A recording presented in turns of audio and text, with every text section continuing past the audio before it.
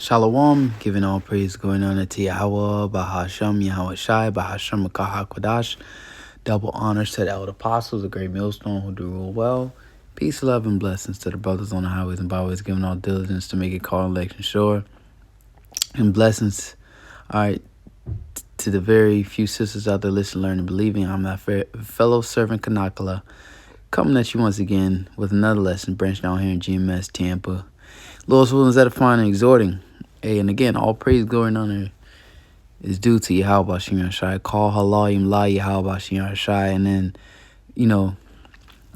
like we say, well, like Elder Tahar been saying, if it's posted an hour ago, it's old news because things are moving so fast. The Most High is speeding up the times. He's turned the notch up. And what has been trending the last couple, things that have been trending amongst many, I would say this topic here: Trump makes desperate plea as panic sets in. So you can see, and then again, Strait of Hormuz standoff. Trump demands global allies to take action. So now Trump is demanding not only for his allies to take action, but also other nations. All right, because what Iran is doing is cutting off that Strait of Hormuz is basically causing a global energy crisis. All right, everybody is basically suffering because of that Strait of Hormuz is cut off. All right, everybody's suffering. So Trump was like, "Hey, man, we need everybody to come in there and help us with with this situation, for lack of a better term." But here it is. You the one who went in there and started that war. You went in there and started messing with those people, man. All right? Those people, you had no reason to go to war with those people. You had no reason to strike them. But you went in there anyways. Now you're crying for help because your plans folded on themselves. All right? You thought once you took out their leaders that Iran will be in the palm of your hands. But hey, it's a new day. America is falling, all right, and everybody's seeing it. So here it is now, this desperate attempt, desperate plea for all nations to come help you. After, since you've been in the office, you've been rude to everybody. Hey, the irony, you put a 10% tariff, I think it was a 10% tariff recently, all right, a couple of weeks ago, within the last month or two. You put a 10% tariffs on the whole world. Did you or did you not? So now you're calling for the whole world to help you in the Iran situation? So I'm going to let this guy cook. I'm going to let him cook. Trump makes desperate plea as panic sets in. This was posted 4 hours ago. So I'm going to let him cook without really interrupting him. It's about 9 minutes, Then I'm going to get into the precepts. All right. Looks like when Donald Trump goes into full panic mode, you don't have to look further than his Truth Social. He wrote, quote, "The United States of America has beaten and completely decimated Iran, both militarily, economically, and in every other way, but the countries of the world that receive oil through the Hormuz Strait must take care of that passage, and we will help a lot. The U.S. will also coordinate with these countries so that everything goes quickly, smoothly, and well. This should have always been a team effort, and now it will be. It will bring the world together toward harmony, security, and everlasting peace. President Donald J. Trump." So, just to make sure that I'm understanding everything correctly here, Iran is completely and utterly decimated, but we also need the help of the entire world to make sure that Iran, which, as a reminder, is completely decimated, doesn't stop ships from going through the Strait of Hormuz, which is happening because Trump decided to launch a war with no preparation and apparently no ability to recognize that Iran would deploy the most predictable response at their disposal by closing or even mining the strait. Did I get all of that correct? And look, I'm neither a foreign policy expert nor a Middle East expert, but there are plenty of them in the U.S. government. And yet, Donald Trump opted not to take anyone's advice into account because he decided to run headfirst into a brand new war in the Middle East, despite his own promises of no new wars in the Middle East, because he decided that he's the world's new kingmaker and could topple a new regime every single week. Apparently, it's not... Hey, and this will usher in Isaiah the 19th chapter. And as a matter of fact, we'll get that because who's going to take the L for this situation? All right. Isaiah 19, verse 19. And I get right to the point. And I will set the Egyptians against the Egyptians. And this is talking about Americans against Americans, because America is modern day Egypt, pursuant to Revelation 11 chapter in the 8th verse. All right. America is spiritually Egypt, where the Israelites were held under captivity, and still to this day, the so-called Negroes, Latinos, Native Americans. All right. So you just ask yourself, how did the Negroes get over here to America? Captivity, serving bondage. All right. That's the house of Judah. And then the Latin tribes, you know, the Latinos, Mexicans, Native Americans, all right, they were also enslaved too. So America's a place where, again, where the children of Israel served captivity. So that's America. So the Lord said, I will set the Egyptians against the Egyptians. So basically Edomites against Edomites, so-called white people against white people. All right. Because who suffers from this? You know, and you got that one guy going around, Israel first or America first? And the politicians, those involved in this whole judicial system, this governing body of America, you know, they won't even answer the question, right? If it wasn't Israel first, they would be like, oh, no, surely America first, absolutely. But they can't even answer the question. Why? Because they say America first, then what? They betray their handlers, those that's really in charge, those that's really calling the shots. They don't even want to answer that first. There should be no shame about that. Oh, absolutely, America first. But nah, it's silence, okay? So you see the Trump's, his interest is not for the modern day so-called white people as he promised, because that would make America great again. America was only great when so-called white people were, you know, the middle class. You know, I think they called them blue collars when they were thriving.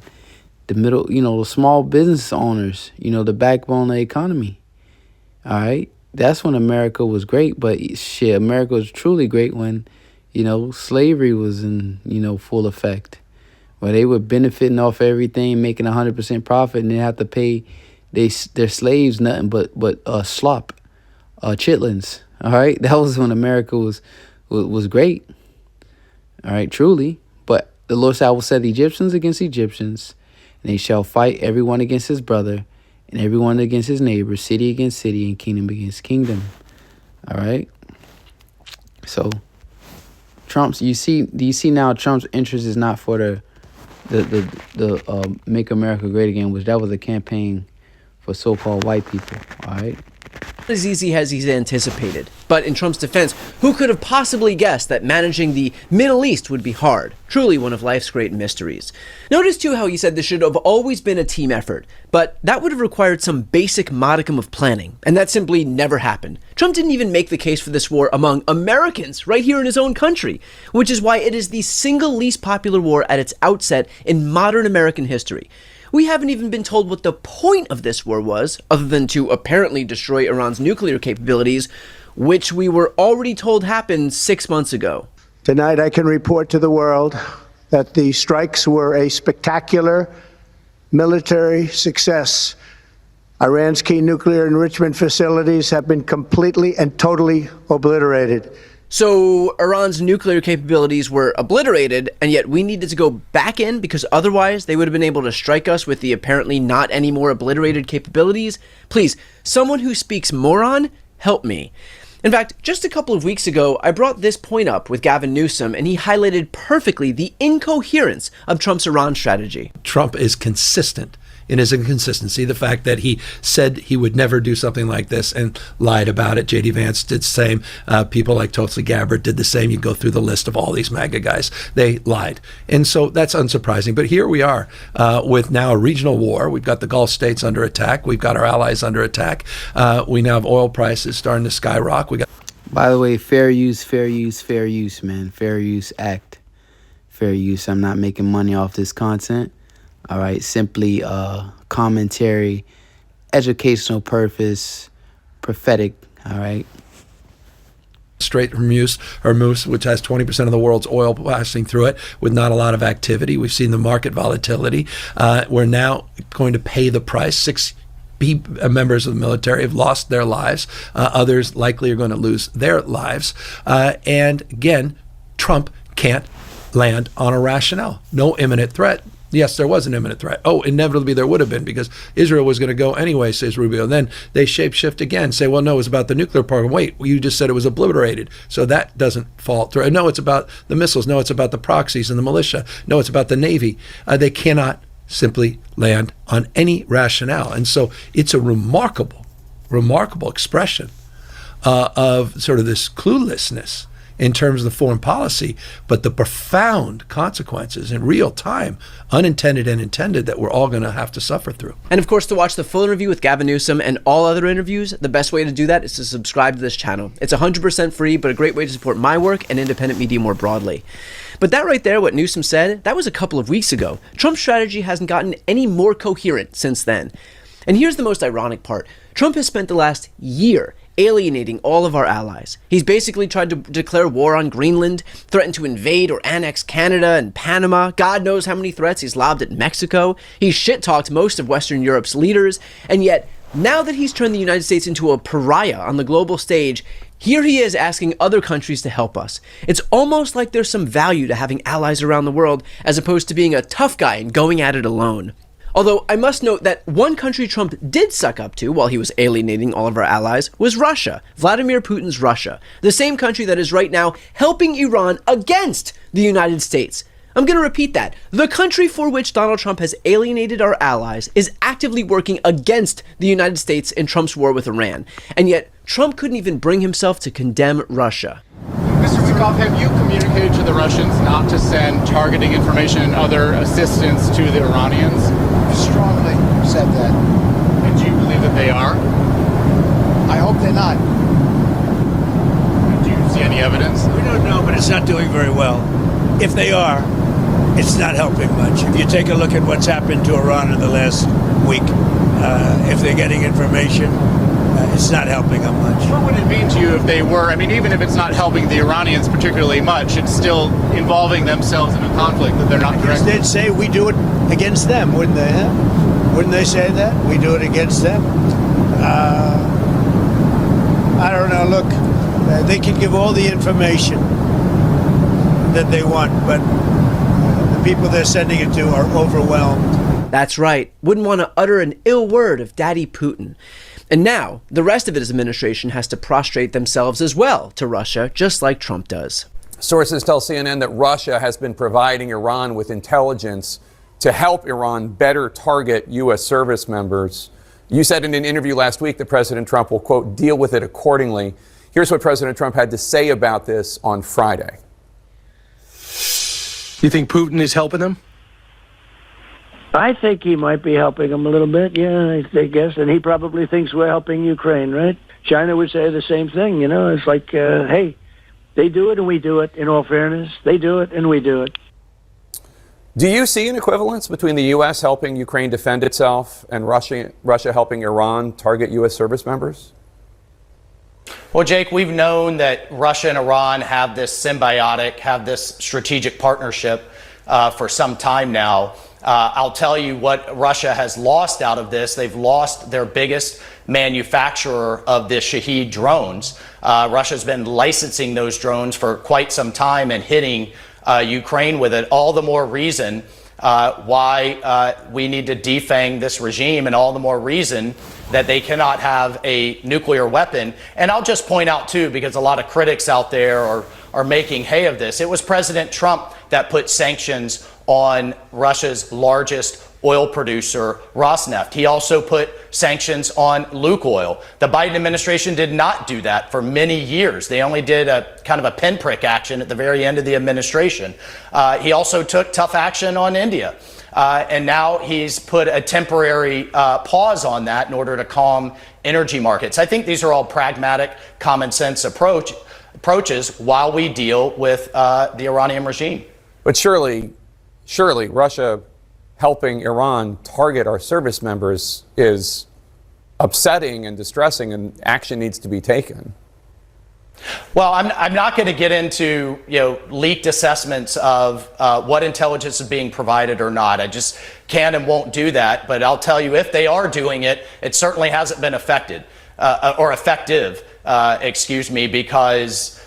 the Iranian Air Force, air defenses, missile forces, and Navy have been completely decimated. But sure, these are the tough guys. Got it. The reality is that Donald Trump's frantic posts betray an obvious reality. He has lost control of a war that, frankly, he never had control of in the first place. When he starts begging for help from other countries that he'd spent the last years denigrating, you know that things are bad. Maybe this will make him think twice about making the U.S. a pariah on the world stage. Although, if history tells us anything, Donald Trump will likely only double down. Exactly. He will likely only double down. So he's locked in. He's locked in this war. Definitely once he put those boots on the ground, oh, it's over. But like he said, history tells us Donald Trump will basically double down. All right, so he's pleading for help. More than likely, nobody will come in and help. All right, nobody wants to get involved with this war. Even though they're going to get involved, they're going to have to anyways. But nobody really is jumping in line to get involved with this war. Definitely not Europe. Because Europe know the dangers of Russia, man. They know what this war entails. That's why they was already like, I remember the guy from Britain, Spain and France had to send their only warship they had. They like, man, this whole NATO organizations, like, nobody wants to be a part of it, because like, this dude is just a warmonger. All right, so real quick, let's get it, because this, it's over with. All right, he's gonna have to double down on what that's gonna lead him to his destruction. Jeremiah 15:24, and again, we bringing these scriptures out because they're trending. It says, I have laid a snare for thee, and that was that snare. All right, you want it, to continue to maintain your dominance, continue to control. All right, it says, so that was that snare, that greed. You wanted more. All right, it says, and thou art also taken, O Babylon, America. It says, thou was not aware. So this was not calculated. All right, you didn't know that you done got yourself into a world of trouble, man.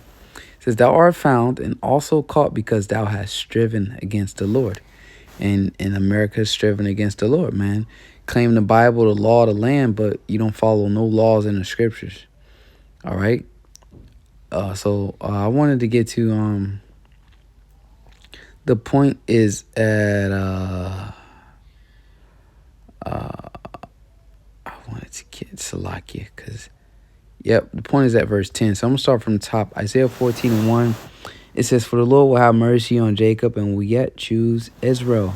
So that's who the mercy in Jacob, when you speak about the Messiah coming, all right, to die for the sins of the elect. All right, it was for the nation of Israel. It says, set them in their own land, and a stranger shall be joined unto them, Israelite foreigners, join with them, and they shall cleave unto the house of Jacob. And the people shall take them and bring them to their place in the house of Israel, the true Israelites. All right, the so-called Negroes, Latinos, Native Americans shall possess them in the land of the Lord for servants and handmaids. That's captivity. That's a domain. That's rulership. When you read Revelation, I believe the 2nd chapter, all right, where the Lord say how he will give us power over the nations and rule them with a rod of iron.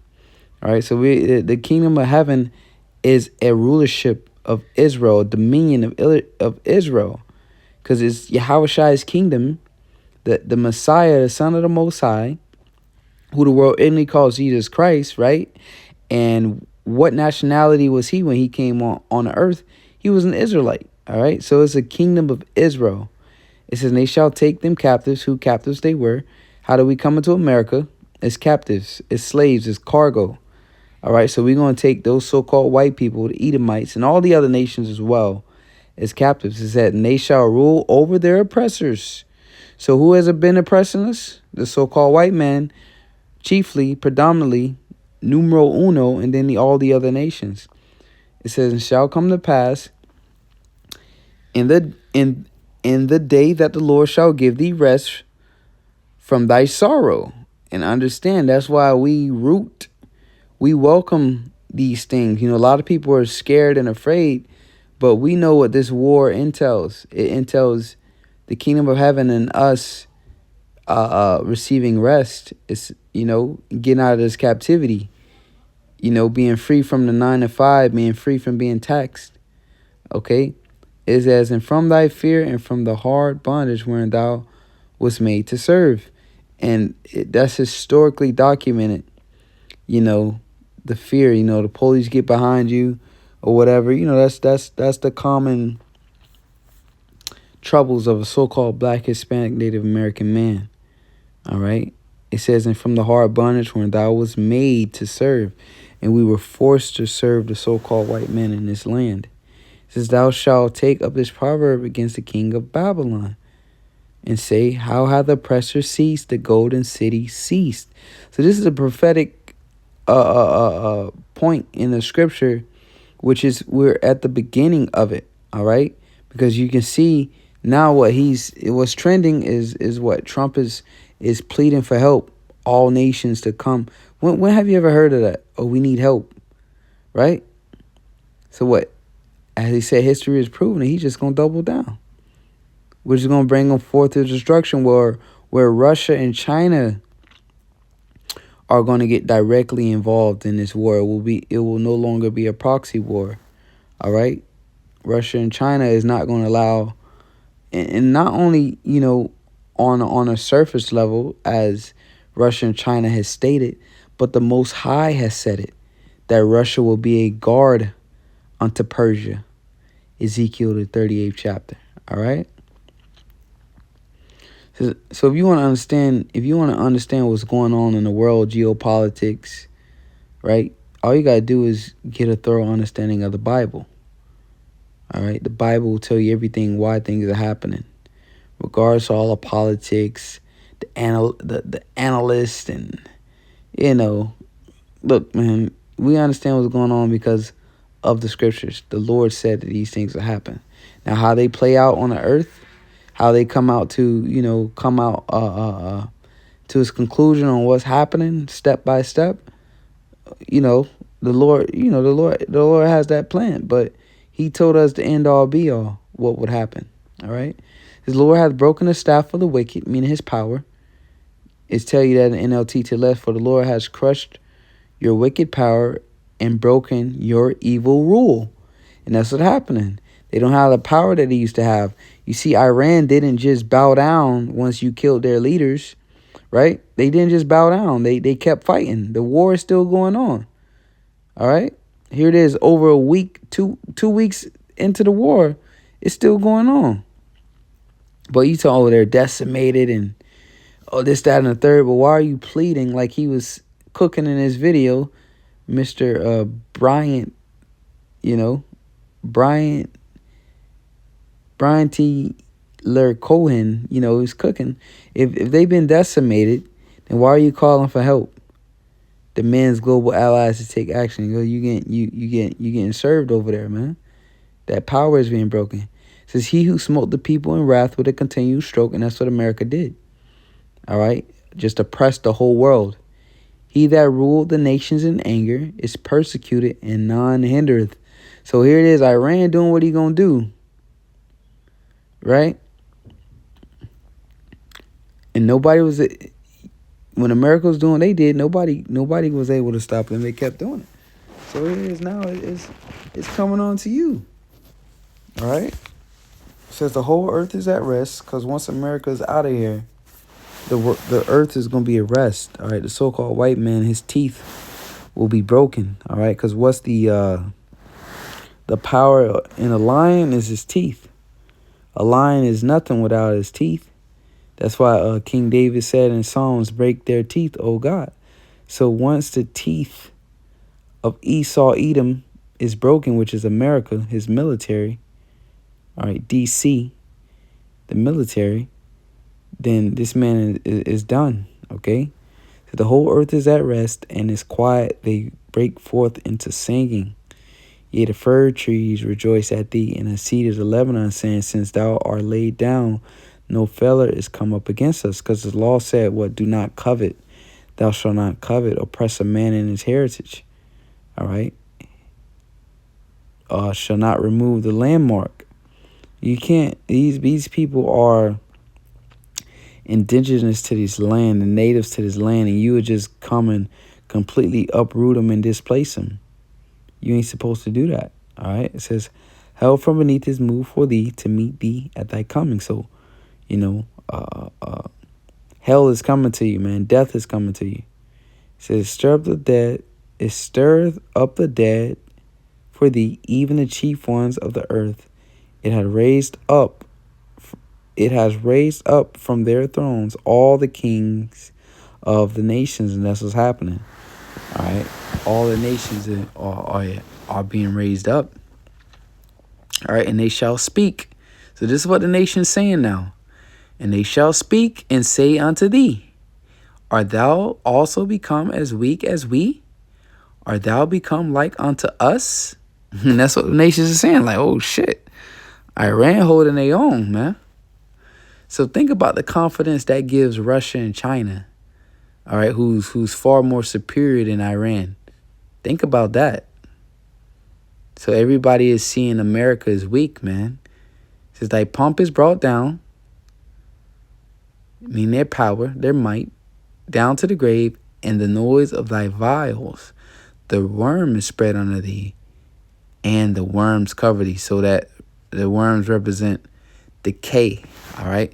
So America is rotten. Its power, its infrastructure, its influence on this world stage, and what, you know, it hit that pinnacle, and this is just finna, America's on a fast decline now.